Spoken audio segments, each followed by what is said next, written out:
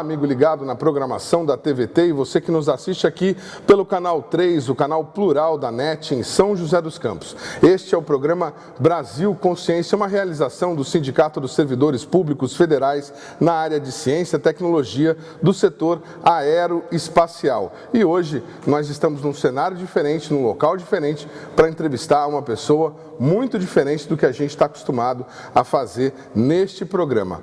Religião e ciência raramente conversam ao longo da história. Quando isso acontece, as coisas normalmente não saem muito bem. Jordano Bruno que o diga. E hoje, nesse programa, nós vamos entrevistar uma pessoa que já sentou na mesma cadeira que Jordano Bruno para dar explicações a Roma. Eu estou falando do teólogo, escritor, filósofo e professor universitário Leonardo Boff. Muito obrigado por o senhor ter atendido o nosso convite, ter aceitado dar essa entrevista. É um prazer imenso estar aqui com o senhor, um dos maiores autores brasileiros, autor de 180 livros, só me corrija se eu tiver esquecido de algum. É 104. 104? Eu li uma biografia que o senhor tinha um pouco mais, então aumentando já a sua obra sem o senhor ter publicado. Tá vendo como é que é bom ser famoso? 104 livros e um dos poucos autores brasileiros já traduzidos em todos os idiomas. Essa trajetória toda começa, obviamente, no lugar. Então eu vou aproveitar e fazer uma pergunta para o senhor poder contar um pouco da sua origem. Por que o Genésio se transformou Leonardo? Esse é um fato muito curioso, porque quando você entra para a ordem franciscana, você tem que ir todo vestido de terno. Num dado momento eles arrancam o paletó, jogam longe e diz: você abandonou o mundo. E aí te coloca um hábito, geralmente de um frade velho, já falecido, cheio de mil cheiros de fumo e suor, etc. Te bota um hábito e diz: você já não será mais Genésio, você é Frei Leonardo. Eu estava tão nervoso que só soube 3 horas depois da cerimônia que meu nome era Leonardo. Veio o Concílio Vaticano II, cada um podia voltar ao nome antigo. Mas eu nunca gostei do meu nome. Genésio é nome meio feio, sabe? Embora seja meio grego, o filho gerado, Genesios. Mas fiquei com o nome de Leonardo por ser mais fácil de pronunciar e já estava habituado a isso. Isso o senhor tinha quantos anos? Eu tinha 18 anos. 18 anos? 18 anos. Estava entrando para a ordem franciscana? Estava entrando no noviciado, depois vem filosofia, depois vem teologia. Aí você é ordenado e aí eu fui fazer os estudos fora do Brasil. O senhor estudou na Alemanha? Estudei na Alemanha 5 anos, Por que essa opção de estudar na Alemanha? Foi uma designação da igreja ou o senhor optou por fazer isso? Olha, o Instituto Franciscano Teológico de Petrópolis, ele tem uma tradição alemã. Inclusive, até a guerra, as aulas todas eram dadas em alemão. Até os filhos de italianinhos e poloneses tinha que aprender alemão. Então, um dia falava português, outro dia você falava alemão, dentro do convento, no seminário. E eu venho dessa tradição. E também porque a teologia alemã, até o concílio, eu acho que ainda hoje, é uma teologia mais de ponta, porque ela vive em diálogo com as duas igrejas. A teologia protestante, luterana, e ou calvinista, e a teologia católica, que são duas igrejas oficiais do Estado alemão, e a teologia está dentro da Universidade do Estado. Então, o título de doutor em teologia é um título oficial de governo. E eu fui para lá porque tinha os teólogos mais eminentes da época, e em Munique era onde se reuniam eles. E lá que eu fui, fiquei 5 anos, mas frequentei outras escolas, fui para Louvaina, fui para Cambridge, fui para Madrid, Londres. Porque o estilo alemão é o seguinte: quando você já fez os estudos e vai para o doutorado, basta você fazer 1 semestre na universidade. Depois você pode ir por toda a comunidade europeia, qualquer universidade, e só tira um atestado e esse é reconhecido. E quando você faz o exame, que é só um exame, chamado o rigorosum, rigoroso mesmo, em 8 disciplinas, faz exame oral e exame escrito. E quando o professor viu que você viajou pelo mundo todo, ele só faz as perguntas de rodapé, para ver se você sabe ou não sabe. E aí muitos se confundem. Pegadinha. São pegadinhas mesmo, para castigar porque não foi aluno dele.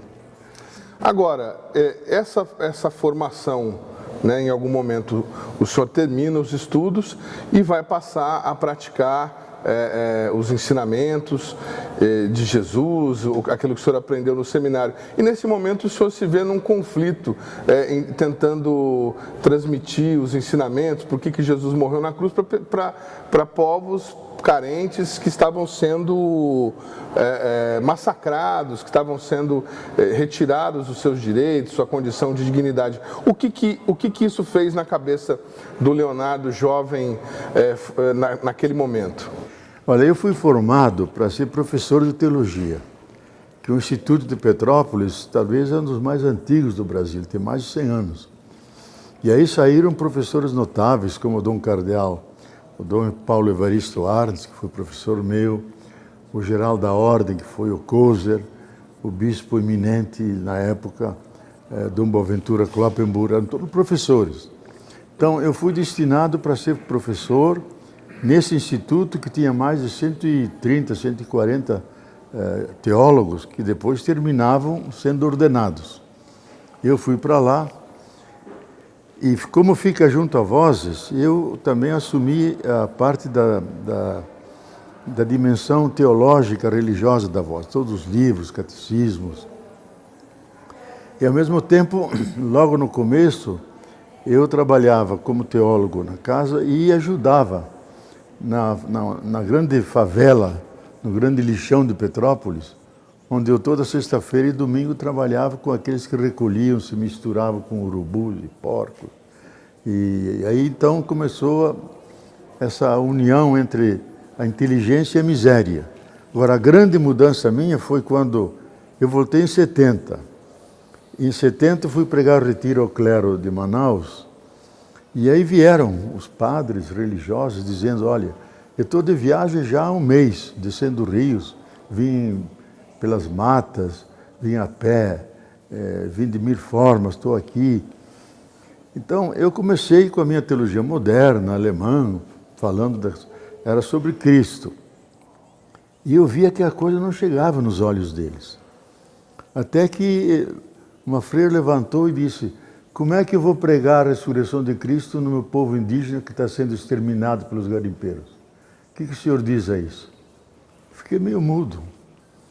Outro disse, olha, eu trabalho com camponeses que são explorados pelos madeireiros, vários foram mortos, como é que eu vou pregar a paixão de Cristo? E assim vieram perguntas, disse, a minha teologia não vale nada aqui. E fiquei tão nervoso que os músculos aqui ficaram endurecidos, não conseguia falar. Então, para sair desse impasse, ele disse, vocês façam grupos e discutam os temas que vocês acharem, tragam para a Assembleia e eu vou tentar responder. Aí é que eu me libertei um pouco e aí me dei conta que toda aquela teologia de primeiro mundo, crítica, científica, até não poder mais em diálogo com as ciências, porque eu fiz filosofia, fiz estruturalismo, fiz psicologia de Jung, completei os estudos de uma maneira muito ampla. Aí eu cheguei em Petrópolis e disse, olha, tem que mudar a minha cabeça. Foi aí que eu escrevi o Jesus Cristo Libertador. Cada aula eu escrevia, até que no fim do ano o livro estava pronto e publiquei. Publiquei em janeiro, que foi um dos livros que ajudou a fundar a Teologia da Libertação na nossa parte aqui do Brasil. Então a minha mudança mesmo foi provocada por esses religiosos, padres, freiras, missionários, que me mostraram outra realidade e que a minha teologia tinha que ser repensada. É feita para o primeiro mundo, com a justiça social, com as democracias sociais, mas não no mundo da pobreza e da miséria. Aqui nós temos que pensar diferente. Daí que eu comecei com a teologia da libertação, junto com outros, mas ninguém conhecia ninguém, nem Gustavo Gutierrez, que é o verdadeiro pai, nem João Luís II, não conhecia ninguém. Agora, nos três, no mesmo ano, que aí eu acho que é o Espírito que fala pela história, escrevemos sobre a teologia da libertação, onde o eixo principal é opção pelo pobre contra a pobreza, que é a injustiça, a favor da justiça social, da libertação. E aqui, como havia ditadura militar, eu não podia fazer uma coisa muito técnica, usando classes, etc. Tive que usar os instrumentos internos da teologia. Jesus Cristo libertador. Ora, a palavra era proibida, libertação. Tanto assim, quando o livro saiu, a polícia veio logo atrás. Tive que me esconder por 10 dias numa ilha lá perto de Santa Cruz. E os fradinos tinham uma ilha lá com um convento. Fiquei escondido lá para a polícia não me pegar, sabe? E ajudou o fato do senhor não ser o Genésio, não ser o Leonardo que eles estavam procurando? O senhor mostrou o RG de Genésio para ele? Ah, eu escapei da morte, meu filho, porque no Uruguai estavam procurando o autor de Jesus Cristo Libertador. E no Uruguai, na Argentina, quando pegavam esses teólogos, era logo tortura, ou era logo eliminado. Então, a minha sorte é que eu fui logo falar com o bispo, e o bispo levou para a polícia o passaporte, que estava Genésio Darcy Boff. E ele me acompanhou até a porta do avião entrando, porque podia ser sequestrado. Então, o nome me salvou. E no Chile não podia nem entrar. Tentei 2 vezes, dizendo, tem mandado de prisão e repressão em cima de você. Então, não sequer pude ir para lá. Eu ia perguntar isso para o senhor, porque como as datas de publicação são próximas, ali no começo dos anos 70, eu imaginei que o senhor tivesse trocado ideias com o peruano Gutierrez ou com os outros religiosos que começaram a desenvolver a teologia da libertação. Não houve essa comunicação? Olha, eu nem conhecia as pessoas. E eu fui esperto no começo, porque havia uma revista chamada Esposa Cristo, a Esposa de Cristo, que era uma revista para religiosas. E eu publicava todo mês um artigo aí, e até completar. E chegando em dezembro eu escrevi mais 2 capítulos e completei o livro, e aí saiu Jesus Cristo Libertador, mas foi sem nenhuma influência. Então, a gente tem que assumir aquela categoria de Hegel, que fala do Weltgeist, do espírito do mundo. Quando ele emerge, ele encontra vários representantes que falam aquela linguagem que vem da realidade. Assim foi no Brasil comigo, foi no Uruguai João Luís II, foi Gustavo Gutierrez no Peru, foi Harvey Cox nos Estados Unidos, James Cone com os negros. Simultaneamente apareceu a temática libertação, mas sem que tivéssemos o mínimo contato, nem físico, nem de troca de ideias. E como que o senhor definiria, o que seria a teologia da libertação segundo um dos seus autores? Eu tenho aqui uma frase de um religioso que tenta definir a teoria da libertação como libertar a teologia de sua falsa neutralidade social. O senhor concorda com ele? Concordo. Essa é uma frase de Asman ou de João Luís II, não sei. Porque a teologia acadêmica, ela procura manter distância da realidade social. Agora, diante da miséria e da pobreza, é cinismo não tomar posição a partir da própria fé cristã. Então, eu acho que a grande incompreensão do Vaticano, dos teólogos europeus, como é que um teólogo pode ser militante, se engajar socialmente, porque a academia exige distância, exige criticidade, ela tem que ficar no seu âmbito científico. A mim não me interessa a ciência, quer dizer, me interessa a ciência, na medida que ela serve à vida, especialmente àqueles que menos vida têm. Então, a teologia da libertação, a gente tem que entender, ela não é uma disciplina, como outras têm sobre a igreja, sobre os sacramentos, sobre a liturgia. Ela é um modo diferente de fazer teologia. Primeiro, arrancando da realidade conflitiva, que ela é injusta. Primeiro, que ela é profundamente desigual. A desigualdade significa, ética, politicamente, uma injustiça. Teologicamente, um pecado contra Deus e contra os filhos e filhas de Deus. Então, arrancamos dessa realidade. É o grito do oprimido. Como é que respondemos ao grito do oprimido? Primeiro, tendo indignação, diz, essa realidade não pode continuar. Mas não basta a indignação, você tem que se comprometer, tomar a posição dele, escutar seu grito, colocar-se na posição dele e tentar elaborar um pensamento. Então era ver, agora julgar essa realidade como perversa. E terceiro lugar é agir, associar-se às lutas dele. Não é que você vai lá e faz caridade e ajuda. Isso é a tradição antiga, a igreja nunca abandonou a caridade. Mas a nossa descoberta foi que o pobre não é só pobre. O pobre é um ser humano que tem força histórica, tem consciência. Se ele se organiza, elabora essa consciência, se articula com outros grupos, é uma força histórica contra o sistema que o oprime. E nós somos os apoiadores.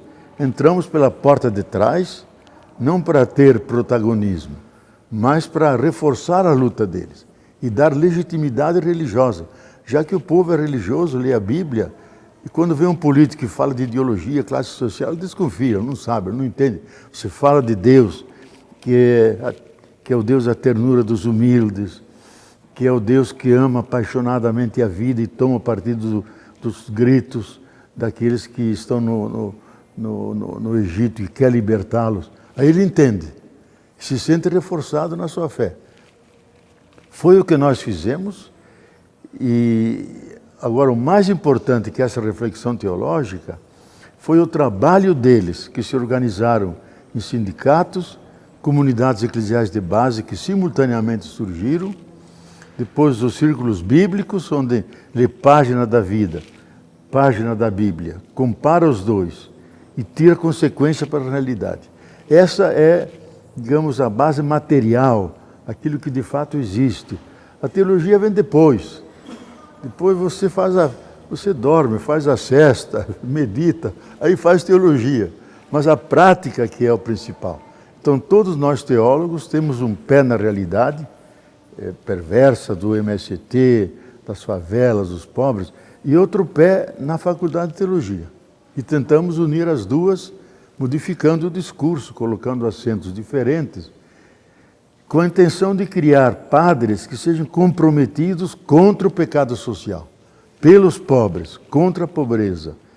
E isso, em parte, está ocorrendo, mas nem todos assumem essa posição. Nem todos assumem essa posição. O senhor falou de religiosos, de teólogos europeus, mas tem aqui um teólogo que confrontou fortemente a sua teoria. Ele é o Clodovis Boff, seu irmão. Ele disse que o resultado inevitável da teologia da libertação é a politização da fé e sua redução a um instrumento de libertação social. O que aconteceu? Vocês brigaram muito na infância e deu essa discrepância de opinião? Olha, ele foi um dos principais, se não o principal teólogo da segunda geração. E era muito mais radical do que eu. E eu disse, o Vaticano se enganou, devia chamar ele para sentar na cadeirinha, não eu. E ele trabalhava nas favelas do Rio, ficou famoso lá, e escreveu o melhor texto sobre o método da teologia teológica, que é mais editado e estudado lá fora do que aqui, porque é muito técnico. Era a crítica dos europeus, vocês fazem pastoral, vocês não têm método, o que o cardeal Ratzinger dizia. E ele deu a lição, a tese dele, feita em Lovaina, foi extremamente louvada, foi traduzida em tudo quanto é língua, até em coreano, em tcheco, um calhamaço de 400 páginas, mas dá os fundamentos da teologia da libertação. Só que ele entrou em crise. E a crise veio, eu preciso dizer, porque é verdadeiro isso. Ele dava meio ano de aulas no Rio, na PUC, meio ano em Roma. Agora, Roma tem uma enzima, que quem vai para lá é progressista, fica conservador. Se é conservador, fica reacionário. Se é reacionário, fica fundamentalista. E ele foi para lá e voltou conservador. Graças a Deus que ele se reconverteu, se aposentou da Universidade Católica de Curitiba, voltou para o Acre e agora me escreve, estou feliz no meio dos pobres, dos índios aqui, temos que defendê-los porque são oprimidos. Digo, está vendo, danado, você tem que se reconverter. Muito legal. Nós vamos para um rápido intervalo e a gente já volta falando sobre como a religião e a ciência podem dialogar. Um instante só, não sai daí.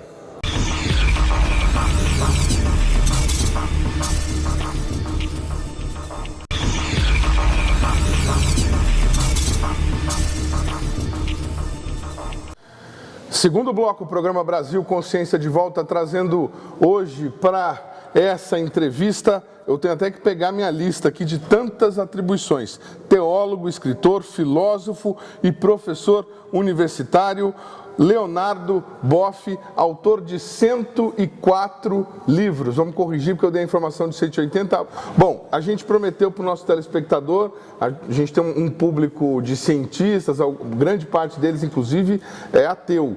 Então, vamos tentar, nesse bloco, explicar como que, segundo o senhor, teologia e ciência podem dialogar. Primeira coisa que eu queria que o senhor explicasse para quem está em casa e para quem não conhece a obra do senhor. O senhor, para fazer aquilo que a teologia da libertação chama de leitura socioanalítica estrutural, para fazer essa leitura, o senhor usa técnicas de ciências sociais. Isso está de acordo com os preceitos, com os dogmas da igreja? Como é que isso funciona na prática? Olha, cada grupo, cada pessoa tem a sua leitura da realidade.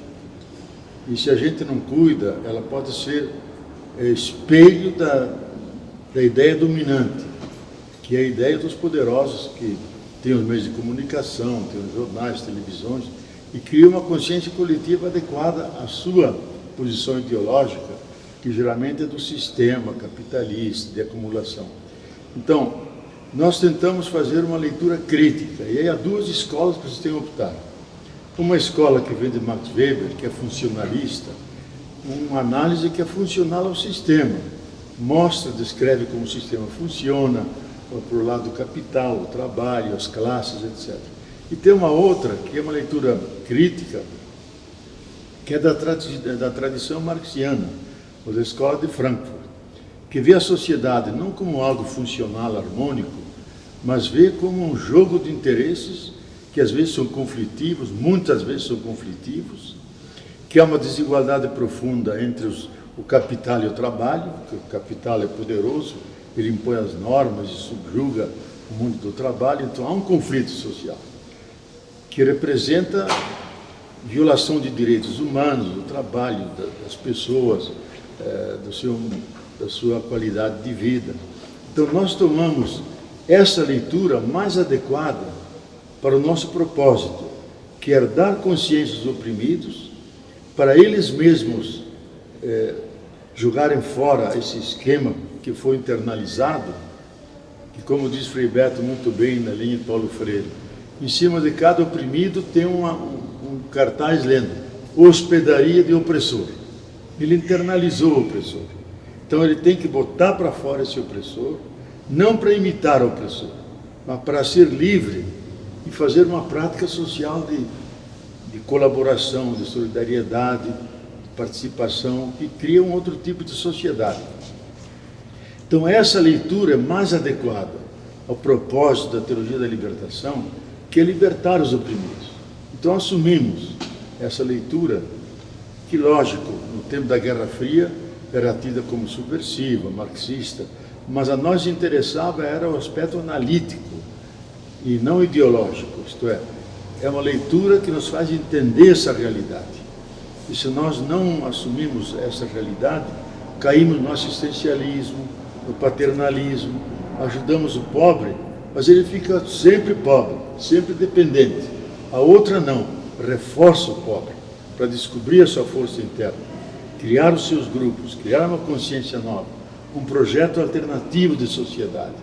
E juntos com toda essa rede de movimentos sociais que vão incorporando essa visão, ser uma força histórica que se opõe ao sistema, apoia certos partidos, e nós mesmos, quer dizer, nós da Teologia da Libertação, não entramos no PT, eu não fui no PT. As comunidades de base criaram células do PT, não entraram no PT, porque disseram, é um instrumento a mais para realizar aqueles bens, que são bens do reino de Deus, que Jesus quis, que é justiça, solidariedade, participação, humanidade, é um argumento a mais, um instrumento de libertação a mais. E aí, então, surgiu essa teologia da libertação, que por detrás tem uma igreja de libertação, com nomes notáveis, como Dom Helder Câmara, Dom Paulo Evaristo Soares, o cardeal Alscheider, Proânio no Equador. Eu visitei a semana passada o túmulo dele, e outros tantos na América Latina, bispos, cardeais, que viram essa urgência. Isso tudo foi sacramentalizado no grande encontro de todos os bispos da América Latina, em 1969, em Medellín, e depois confirmado no sacramento da confirmação em Puebla, e finalmente ficou a teologia comum da América Latina, que foi para a África, foi para a Ásia, onde oprimidos viram que essa teologia era boa para ajudar esses oprimidos, a partir deles mesmos e com nosso apoio, poderem se libertar. O senhor é comunista? Olha, eu sou comunista na linha dos Atos dos Apóstolos, capítulo 2, onde se diz que os cristãos colocavam tudo em comum, e como louvor dessa comunidade se diz, e não havia pobres entre eles. Então o próprio Engels escreveu um livro, companheiro de Marx, sobre o comunismo primitivo da igreja lá das origens. Então nós nunca devemos esquecer que nossas origens são do comunismo originário, onde colocamos tudo em comum, repartimos e não há pobreza. Então, nesse sentido, eu sou comunista. Agora, se é comunista no sentido de uma ideologia que foi elaborada por Marx e Engels, aí eu me distancio. Eu não sou comunista, eu sou cristão. E a partir da fé cristã e de Jesus, que disse: feliz de vocês pobres, ai de vocês ricos, e agiu de forma libertadora, não devemos nunca esquecer que Jesus não morreu na cama de velho, com santos olhos, cercado de discípulos, nem foi atropelado por um dromedário, nem teve um acidente e se quebrou tudo e morreu. Morreu com 33 anos, em consequência de 2 processos, pela opção que ele fez na sociedade, contra uma religião farisaica e contra um império que dominava, com o reino do imperador lá de Roma. Ele prega o reino de Deus, não o reino de César. Então tem duplo julgamento, um civil, outro religioso, e é condenado à morte, que era a coisa mais vergonhosa do tempo, morte de cruz. Então, nós esquecemos essa herança. O Vaticano não sabe nada disso. Sobre aquelas pedras do Vaticano, Jesus nunca teria edificado sua igreja, porque é imperial, é rica, é faraônica, é herdeiro dos imperadores. Ele morreu miseravelmente na cruz, nasceu entre animais. Como é que não vamos esquecer essa memória? Então a teologia da libertação tem um dos méritos para toda a igreja: lembrar nossas origens humildes, desprezíveis, a favor dos pobres. Jesus era um pobre, um trabalhador, isso honra o trabalhador. Então, se um burguês diz: eu creio no Filho de Deus, que ele é Deus e o Salvador da gente, e oprime, diz muito menos do que o trabalhador sofrido lá embaixo e diz: Jesus foi um operário como eu e quero que ele me ajude. Esse operário diz muito mais verdade do que o outro que professa o credo e oprime seus irmãos. Agora, para que a gente possa fechar esse capítulo da questão da teologia da libertação e a relação dele com as ciências sociais, por que, se o senhor estava buscando a origem da fé e dos preceitos de Jesus, por que o senhor foi chamado lá em Roma para dar explicações na mesma cadeira que Giordano Bruno, na mesma cadeira que Galileu Galilei sentou, frente ao antigo Papa, o Bento XVI, o cardeal Ratzinger, né? E como é que foi essa explicação? O senhor, como Galileu, fez um acordo lá para continuar com o seu trabalho? O senhor se retirou da igreja? Explica para quem está em casa e não conhece a sua trajetória. Olha, é uma coisa de muito constrangimento. porque... O senhor se incomoda em falar? Não, eu falo a verdade, pois não tenho que esconder nada. O professor Josef Ratzinger, depois de cardeal, Ratzinger, era amigo pessoal meu. Ele achava que eu era o único teólogo da América Latina que valia a pena, porque estudei na Alemanha, lógico. E ele, quando leu minha tese, que era um calhamaço de 600 páginas, ninguém queria publicar, muito caro. Ele leu e disse, olha, é uma obra importante, me deu 14 mil marcos, que era muito dinheiro para a época, e ele mesmo achou uma editora e fez publicar o livro. E durante 10 anos trabalhamos juntos na revista Concílio, sempre na semana de Pentecostes, nos reuníamos na Holanda para discutir a edição da revista Concílio, que eu também dirigia, e ficamos amigos, trocávamos cartas, livros, etc. Ele é feito de simples teólogo cardeal.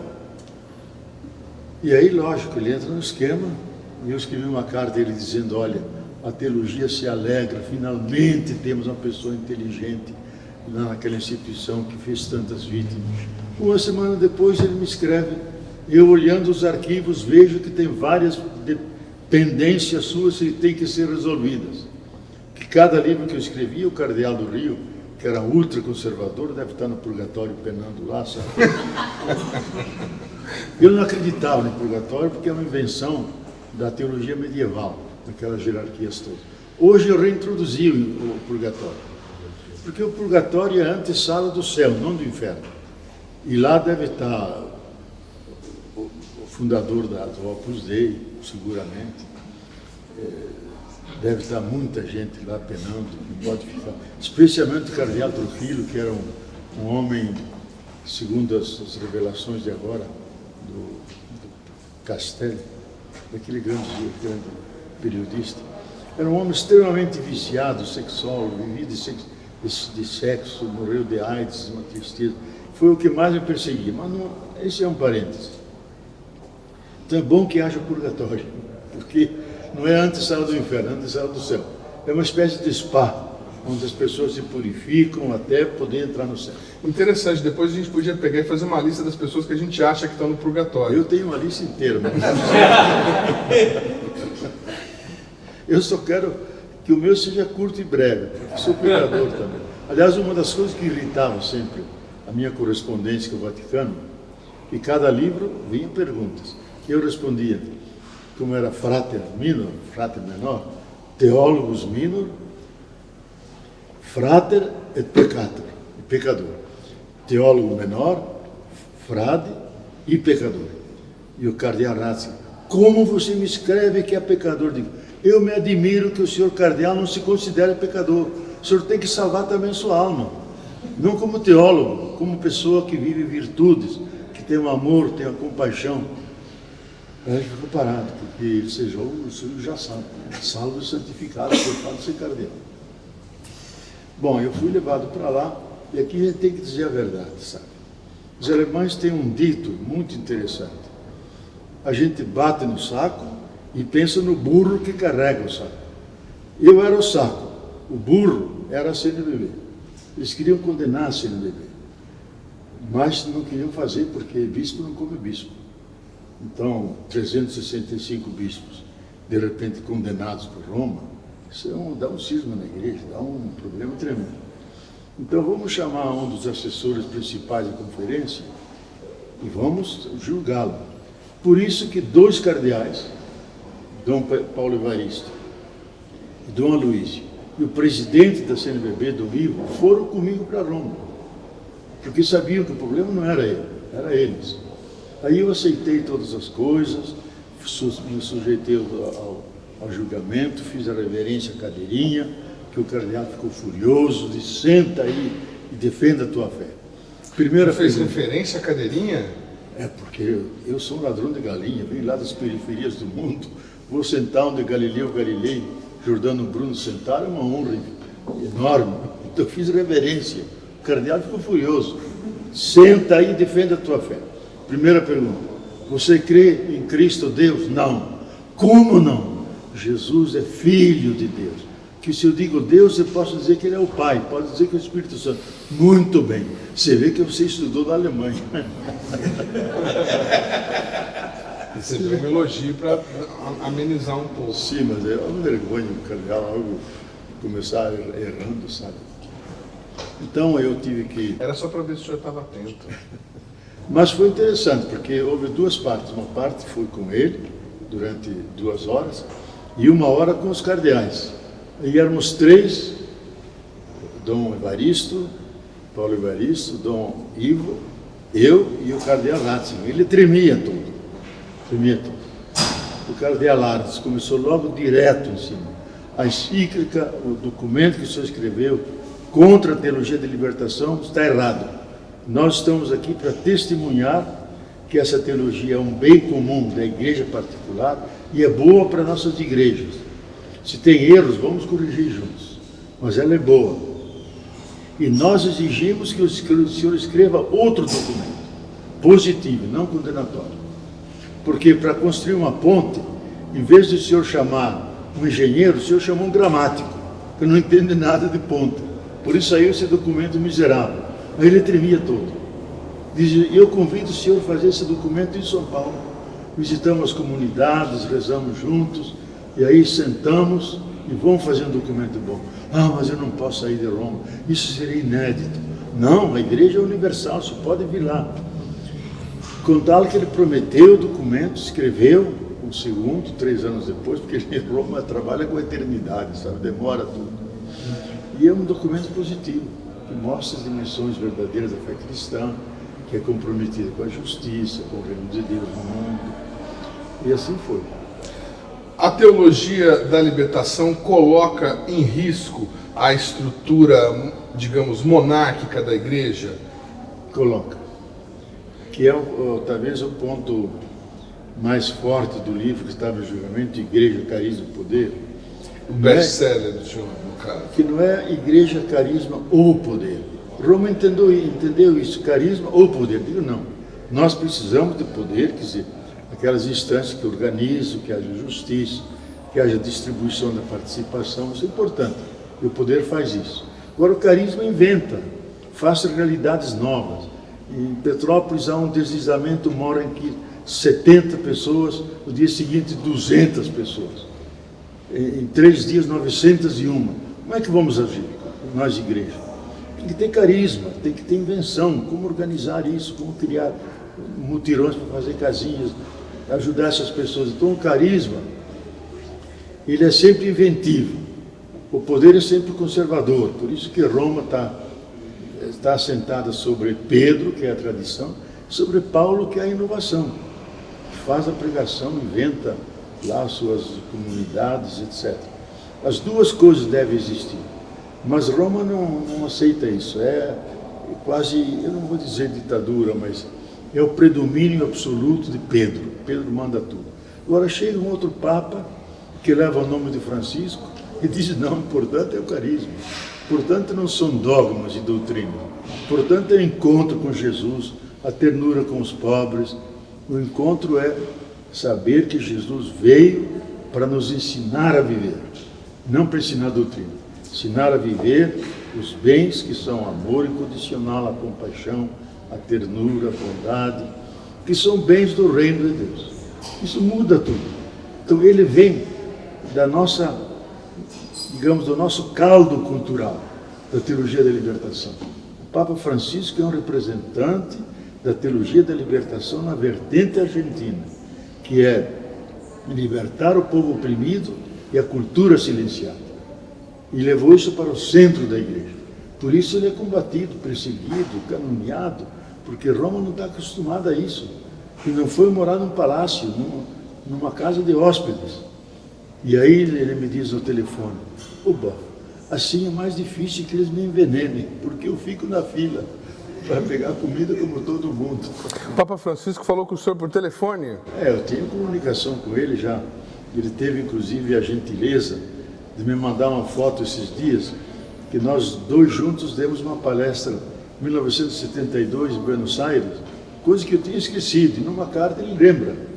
Aí ele me manda a foto onde ele está lá e eu estou no canto, todo mundo vestido latino-americano e eu bem alemão, de terno, gravata, tudo solene aí. E ele mandou a foto, que eu publiquei no blog. E foi essa amizade, essa relação que fez com que o senhor o ajudasse a escrever a Laudato Si, a primeira encíclica papal que colocou a ecologia dentro do cerne da igreja. O que vocês pretendiam com isso? O que essa encíclica muda na história da Igreja Católica?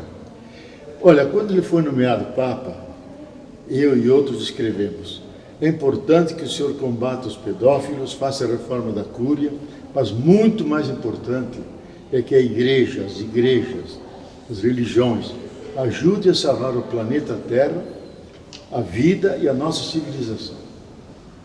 E ele ficou impressionado e disse: acho que vocês têm razão. Mas lógico, demorou. Aí ele me pedia que eu escrevesse. Disse: mas não manda para mim, porque eles sentam em cima e não me entregam. Isso eu solto o CD. Manda para o embaixador argentino que está no Vaticano, que toma chimarrão comigo cada dia de manhã. E o embaixador disse: eu Deus, fico com raiva, porque tem que levantar às 6 horas todo dia e tomar chimarrão com o Papa. Eu mandava as coisas para ele e entregava para o Papa. E o Papa se aproveitou muita coisa, inclusive quando os italianos viram a encíclica, etc. Mas esse é o bofe. Eu digo: não, me entrevistaram. A encíclica é do Papa. Ele escolhe os assessores que quiser. Mas está o título do teu livro, Grito da Terra, Grito dos Pobres, está lá dentro. Bom, isso é a escolha dele. Ele escolheu aquilo que é verdadeiro. E não é porque o Papa disse que eu disse que é verdadeiro. Isso é verdadeiro, por isso que o Papa disse. Então, a gente colaborou ali em outras coisas também, a petição dele, porque ele está privilegiando aqueles episcopados que na igreja não se dá valor nenhum. O episcopado da Patagônia, do Paraguai, das igrejinhas pequenas, privilegia porque todos são portadores da herança de Jesus. Para que são as grandes igrejas antigas da Europa? Então é alguém que está fazendo uma revolução interna da igreja, no estilo de ser Papa, de exercer o poder. Por um lado ele é franciscano, cheio de ternura, por outro lado ele é um jesuíta, que dentro da Cúria ele chama, puxa as orelhas, briga, enfrenta o combate, como todo bom jesuíta que tem estratégia e faz o discernimento dos espíritos, e vai em cima. Então ele tem essa combinação feliz entre a ternura e o vigor, que para mim são as duas pilastras que sustentam uma identidade humana vigorosa e sã. Eu não sou religioso, mas quando eu era criança e quando fiz catecismo, a gente aprendeu que os padres jesuítas primavam pela justiça. O seu amigo, o Papa Francisco, jesuíta, já ligou para o senhor em algum momento e disse que pretende levar o senhor para lá para reparar aquela injustiça que o senhor passou? Não, ele tem um convite de visitá-lo. Uma vez eu estava em Turim, ele me telefona, disse: eu quero te ver. Eu disse: santidade. Santidade não, santidade é Dalai Lama, eu sou Francisco. Sou Francisco. Mas eu tenho agora uma palestra em praça pública sobre espiritualidade. Não, então fala de espiritualidade, não precisa vir não. E outra vez eu fui a Roma, um convite para encontrar o Papa, e era 2 dias antes do sínodo. E aí houve uma briga, porque 3 cardeais se rebelaram, escreveram uma carta, colocaram em cima da mesa do Papa e sai imediatamente nos jornais lá fora. O Papa chamou os 3, passou-lhe uma carraspana e disse: vocês vão receber o silêncio obsequioso que deram ao bofe antigamente. Vocês não vão falar no sínodo.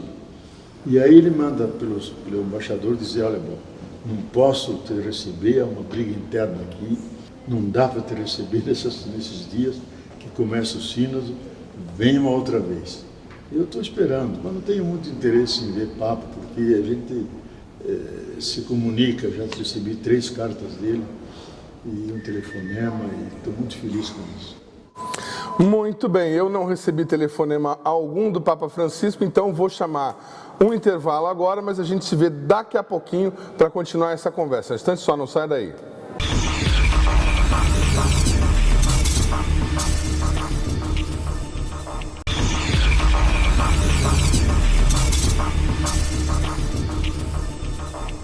Terceiro bloco, o programa Brasil Consciência de volta, entrevistando hoje nada mais, nada menos do que Leonardo Boff, um dos autores brasileiros mais lidos em todo o mundo. E nós tentamos encerrar aí no bloco anterior as questões relacionadas ao Vaticano, mas infelizmente o assunto é muito rico e a gente acabou usando o bloco todo. Bom, vamos tentar fazer aquela parte do diálogo com a ciência. Vou mostrar agora para o senhor o depoimento de uma cientista sobre o momento atual que o Brasil está vivendo e que a ciência brasileira está vivenciando. Nós lutamos muito para que educação e ciência, que são molas propulsoras de qualquer economia no mundo, principalmente hoje, que nós estamos na economia do conhecimento, não fossem incluídas. Perdemos. Perdemos, mas não jogamos a toalha. E isso, como é uma emenda em que tem um teto, a cada ano vai piorando. Então, vai se chegar num ponto, se ela durar os 20 anos que foi planejado, em que não vai ter mais gasto público. Então, a pergunta que eu faço para o telespectador, que talvez ele não tenha essa clareza, dá para ter um país sem investimento público? A ditadura militar teve muitos erros, muitos. Não vamos entrar na discussão disso. Mas ela prezava o conhecimento, o saber. O saber é a coisa de maior valor. Nós não estamos tendo isso. Somos questionados em dados. A Terra é plana. Deus pôs o homem na Terra. Fé todo mundo tem, ou não tem. Mas ciência é o dado. Então, eu realmente, nos meus 70 anos de orgulho desse país, estou muito triste. Está aí o depoimento da ex-presidente da SBPC, hoje presidente dos órgãos de ciência de toda a América, incluindo da América do Norte. O que o senhor pensa a respeito disso, em dois aspectos, né? O desprestígio que a educação e a ciência têm nesse momento no Brasil e essa questão que ela se refere à ditadura militar, que mesmo na ditadura militar, a educação e a ciência tinham mais atenção do governo. Como é que a leitura socioanalítica e estrutural da teologia da libertação veria esse momento? Olha, eu creio que uma das maiores agressões que o ex-capitão fez ao Brasil é negar o conhecimento científico e os investimentos para a sua garantia e progresso. No fundo, ele quer levar aos seres humanos ao tempo das cavernas. Ele mesmo como pessoa, que para mim é um paranoico, é um elo perdido na evolução que não chegou à plena humanidade.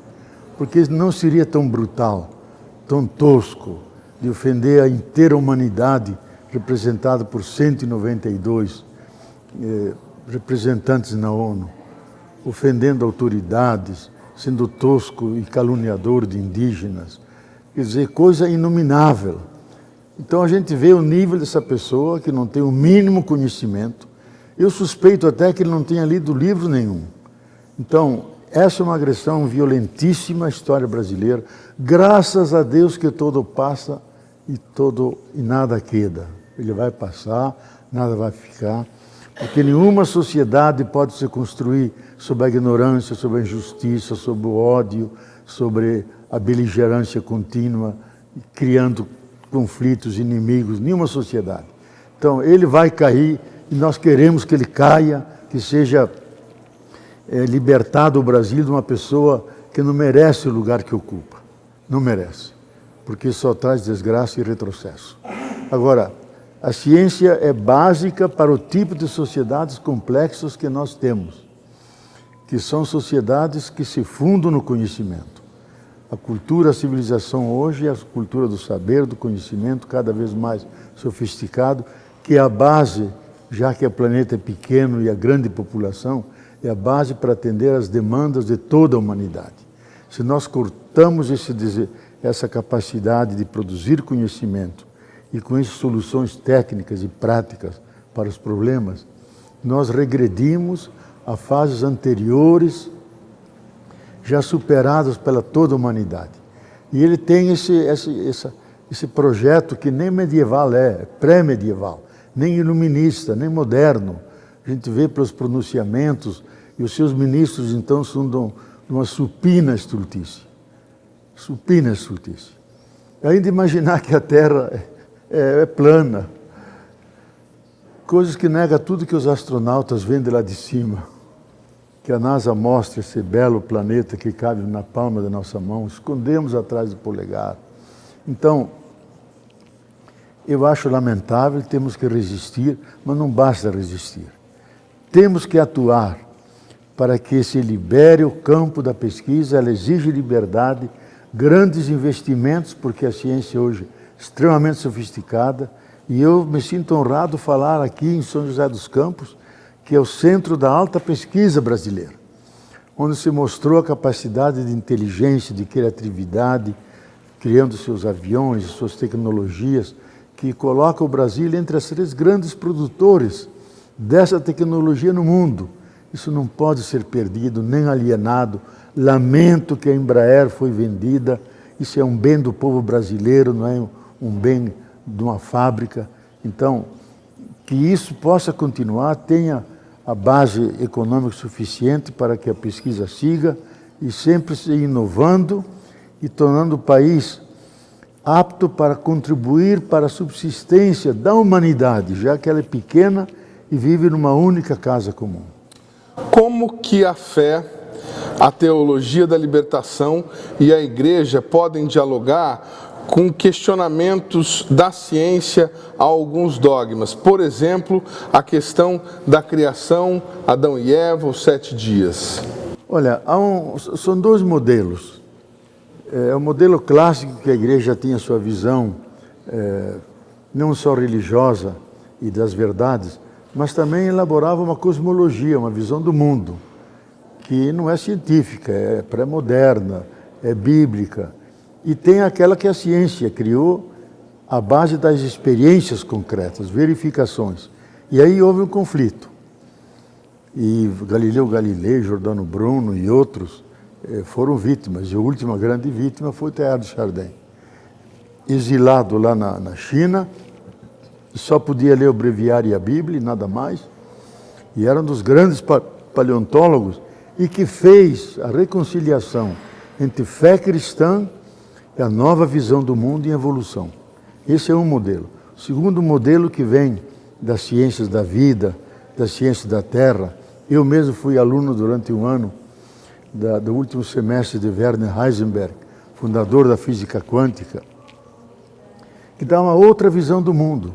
Imenso processo de evolução que começa 13,7 bilhões de anos atrás, que vai se complexificando, vai se autocriando, auto-organizando, vai gerando ordens cada vez mais altas, cada vez mais complexas, até irromperem como vida, e a vida como imperativo cósmico, sempre que se dá, diz, por exemplo, o Christian de Duve, fui aluno dele em Louvain, Prêmio Nobel de Biologia. Sempre que em qualquer parte do universo houver um nível alto de complexidade, a vida estoura como imperativo cósmico. Então ele vê um universo cheio de vida, e agora nós vivemos a nossa vida aqui. Então há um profundo, e agora muito mais fácil entender e fazer um diálogo ciência e teologia. Por quê? Porque essa ciência, especialmente a física quântica, diz que por detrás de tudo há aquele vácuo quântico. Hoje eles já não usam mais isso porque não tem nada de vácuo. É a fonte originária de todo o ser. Um oceano sem limites onde tudo irrompe. Surgiu aquele pontozinho que deu origem ao universo. E ela está sempre atuando. E ela tem as características de ser misteriosa, infinita, inominável. O grande cosmólogo, talvez o maior hoje, Brian Swift, diz: ela tem as características que as religiões atribuem à divindade. Eu diria como teólogo, não é que Deus, isso é Deus, é talvez a maior figura, a maior representação daquilo que Deus é. Ela está aí sempre atuando, mantendo o universo. E se ela não atua, tudo volta ao nada. Volta aquele oceano infinito. Então hoje é muito mais fácil fazer teologia. que Deus está sempre atuando dentro. Eu, junto com um cosmólogo canadense norte-americano, escrevemos um livro, O Tal da Libertação, uma ecologia de transformação. Nós ganhamos a medalha de ouro nos Estados Unidos em ciência e nova cosmologia. Lá no centro da pesquisa mundial, nos deram a medalha de ouro. Foi o livro do ano em ciência. Só que não mandaram a medalha, eles mandaram a fotografia. Ela foi parar, acho que num dente do bucho, sabe? A medalha. Mas foi traduzido em tudo quanto é língua, em coreano, nós em português, italiano, em 1000 línguas. Porque é um diálogo entre... E usamos o tal da libertação. Um diálogo entre o saber do Oriente, que é extraordinário, o saber do Ocidente, que também é extraordinário. O Ocidente vai para fora até os extremos do universo, o Oriente vai para dentro até as profundidades últimas do ser humano. Tentamos combinar esses dois discursos de saber. E saiu um livro extraordinário, são 600 páginas. Mas quem leu aquilo sai diferente, com outra visão de Deus, e tem dois largos capítulos, como emerge o sagrado e o divino e Deus dentro do processo da evolução. E foi recolhido como um livro importante para a teologia e para a ciência. E o próprio Brian Swimme fez uma declaração que está no livro. Esse texto é uma síntese rara que vai ficar um dos clássicos do pensamento moderno. Eu fiquei lisonjeado, digo, eu vim da periferia do mundo, não temos importância nenhuma. Ele lá, o meu companheiro, Mark Hathaway, é um cosmólogo, é professor disso. Mas é importante que tenhamos estabelecido esse diálogo e que foi reconhecido. E eu acho que esse diálogo hoje continua desde que nós assumamos a nova cosmologia, a nova visão do mundo em evolução. Não está pronto ainda, como diz o grande filósofo Bloch, o Gênesis não está no começo, o Gênesis está no fim. No fim, Deus pode olhar para trás e dizer, tudo está bom, porque como está agora não é bom. Há muita injustiça, muitas catástrofes, muitos tufões, mas a evolução vai se aperfeiçoando até que finalmente ela irrompe, estoura para dentro do coração do próprio Deus. Tem outra declaração aqui de um pesquisador chamado Siddhartha Ribeiro, e ele fala um pouquinho da questão amazônica. Eu queria que o senhor assistisse, até para o senhor poder explicar para quem é leigo, e para quem é leigo no sentido de não saber nada sobre a igreja, o que é esse sínodo da Amazônia que tanta gente está falando. Vamos acompanhar. A opção por ser um país produtor de commodities, soja, açúcar, não é uma melhor opção se o país quer dar qualidade de vida para a população? Não é uma opção sustentável, porque outros países estão investindo pesado. Por exemplo, a China está investindo muito dinheiro na África para suplantar o Brasil na produção de commodities como a soja. Então, é claro que isso é importante, nós temos que continuar melhorando a produtividade, mas a gente não pode se especializar em um único aspecto, que é um aspecto que está sob competição de, nesse momento, países muito mais poderosos que nós. A gente tem que pensar que a robotização está chegando. Assim como os metalúrgicos perderam emprego por causa dos robôs, no futuro serão os médicos, os advogados que vão perder emprego por causa dos robôs. Se nós não investirmos em valorização do capital humano, em qualificação do capital humano para gerar inovação, a gente vai ficar numa situação subalterna de vender comida para os outros e, eventualmente, essa comida vai ter um preço muito baixo e nós não vamos ter comida nem para a gente. Além do que, está havendo uma desertificação progressiva, né? A Amazônia está em risco de se extinguir. Se o deflorestamento continuar acontecendo, a gente vai chegar no ponto de não retorno. Vai virar um grande deserto e todo esse cerrado vai desaparecer também. Então, esse é um momento crucial. Nós precisamos entender que o futuro, a prosperidade do Brasil depende de um constante investimento na fronteira do conhecimento. Bom, como falamos, né, nós estamos aí num momento crucial da nossa história. O senhor falou que espera que ele passe, mas não, estamos num momento crucial e estamos correndo risco de termos aí consequências que vão ser difíceis de ser reparadas. Como é que o senhor vê essa questão? Olha, o Papa tem toda a razão de fazer o sínodo pan-amazônico, porque ele se dá conta que a floresta amazônica, que recobre 9 países da América Latina, Bolsonaro é tão imbecil que não sabe, pensa que a Amazônia é só brasileira, recobre 9 países, aqui é 67%, que é a grande maioria, que ela é fundamental para os equilíbrios climáticos, da biodiversidade, dos próprios elementos que sustentam a vida, a Amazônia é fundamental para isso. Daí a importância de preservar a Amazônia para o futuro da Terra, da humanidade, que aqui está um pouco a chave que nos garante futuro. Se nós devastarmos a Amazônia, ela vai virar um Saara. A gente deve saber que há 13 mil anos atrás, o Saara era uma Amazônia e o Nilo desembocava no Atlântico. Mas houve um pequeno desvio do eixo da Terra e o clima mudou e os seres humanos foram devastando também, virou um deserto. Então, a vocação futura da Amazônia, se nós não cuidarmos, é ser um novo Saara, porque ela tem 30, 40 centímetros de humo só.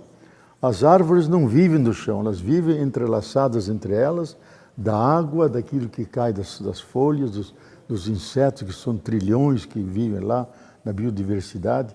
Então, é um sistema dos mais frágeis do mundo. Se nós não cuidarmos, ela pode ser devastada pela mudança dos climas e aí afetar toda a humanidade.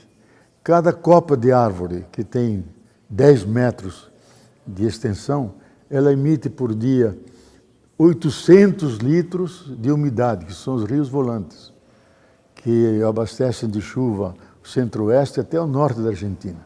Importa saber também que há 3 Amazonas. O Amazonas aéreo, que são esses rios volantes, o Amazonas de superfície, que nós conhecemos, e debaixo do Amazonas existe um outro Amazonas, Alter do Chão, não é como aquele lugar alto do chão, se chama Alter do Chão, um outro rio Amazonas que corre também para o Atlântico e alimenta o Amazonas de cima. Então, se afetamos a floresta amazônica, todo esse complexo de água pode ser perturbado, pode desaparecer, e aí a consequência será uma crise sistêmica da vida e da nossa civilização. Aí é importantíssima a Amazônia para o planeta Terra. A Amazônia é um bem comum da Terra e da humanidade. O Brasil tem a gestão, mas ele não é dono da Amazônia. Legal. Aproveitar que o senhor mencionou o Papa, não tem relação com esse assunto que a gente acabou de falar, mas é que é uma dúvida até pessoal minha, aproveitar que o senhor tem tanta proximidade dele. A gente viu esse vídeo e eu queria saber o que o senhor acha.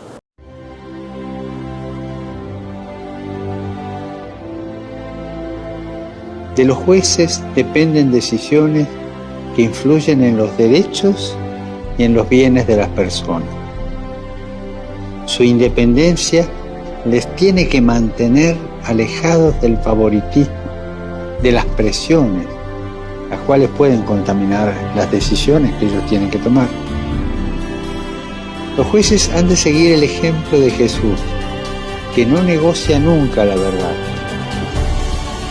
Recemos para que todos aquellos que administran la justicia obren con integridad y para que la injusticia que atraviesa el mundo no tenga la última palabra.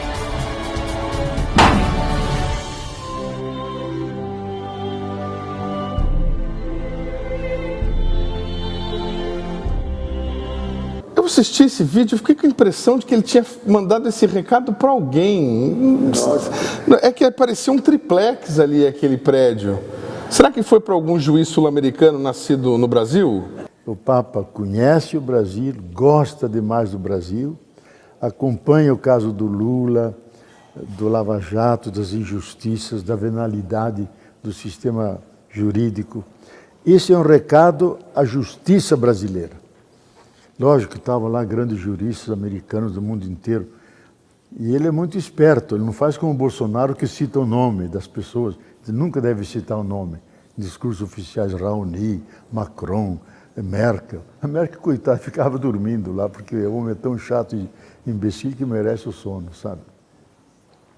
Então, esse é um discurso direcionado para a justiça em geral, que tem que ser justa, isto é, orientar-se pela verdade e não pela opção ideológica, e ela cabe como uma luva sobre o nosso sistema judiciário, especialmente da Lava Jato.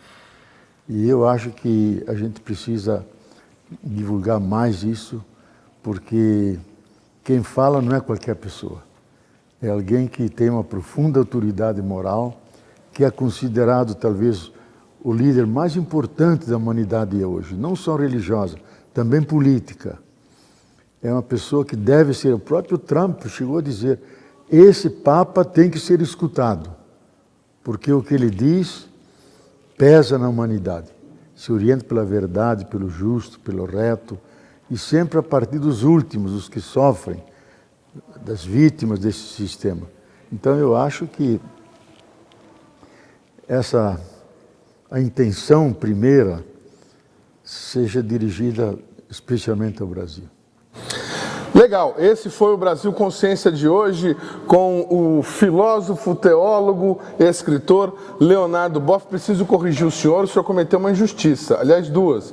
Não ter chamado o presidente Bolsonaro de imbecil, mas de ter dito que ele não leu nenhum livro. Ele disse que leu o livro de memórias do Coronel Ustra. A gente está esquecendo aí dessa bagagem cultural. Esse foi o programa Brasil Consciência. Para você que nos acompanha pela internet, está aí para você na tela o nosso endereço no YouTube, também nosso endereço no Facebook. Nós voltamos em uma semana com mais programa inédito para você. Obrigado pelo carinho da sua audiência. Boa semana. Tchau.